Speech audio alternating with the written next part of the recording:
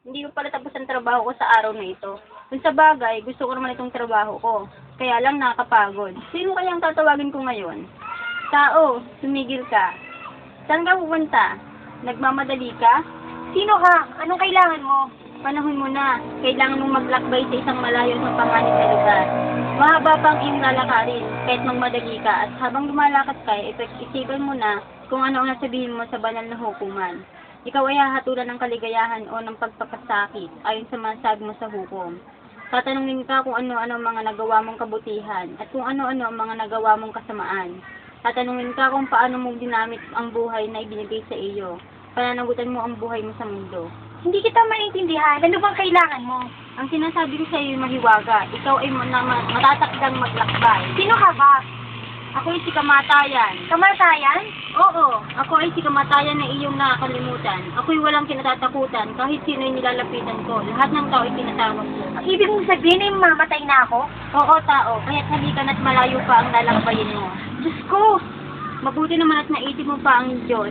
Ayon sa aklat mo'y matagal mo na siyang nakalimutan. Bakit naman ngayon napatumating na hindi man lamang kita inaasahan?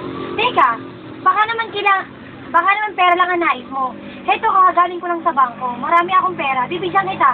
Kahit magkano.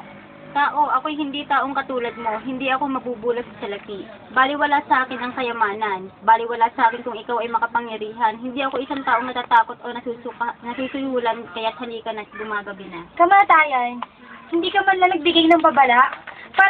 Para mo ng awa. Huwag mo na akong tawagin. Isang taon na o sa isang buwan na. Dinaramdam ko tao, inaaksaya mo lamang ang panahon ko. Sasama ka ba o hindi? Para mo ng awa, kamatayan. Oo, kung papayag silang samahan ka, o bakit tatayo-tayo ka pa riyan? Natitigilan ka pa rin? Akala mo ba hindi natitigil ang buhay mo? Ang aking buhay ba hindi aking? Na makukuha mo na lamang at sukat? Ang buhay may pinahiram lang sa iyo. Bukas maagang maaga, maghanda ka na. Kamatayan, mamamatay na ako. Anong gawin ko ngayon?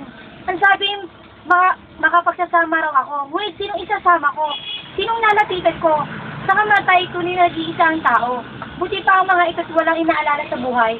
Hindi nila iniisip na sila'y mamamatay din, katulad ko. Bakit ako? Bakit ako ang dapat mamatay? Para dyan na mas dapat mamatay ka na sa akin. Marami dyan na mas dapat mamatay ka na sa akin. Diyos ko, bakit ako mamamatay? Diyos ko, Diyos.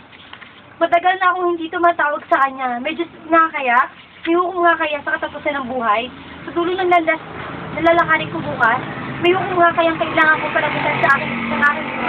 Nagpupuluhan ako. Ang aking mga kaibigan, lalapitan ko sa partikular.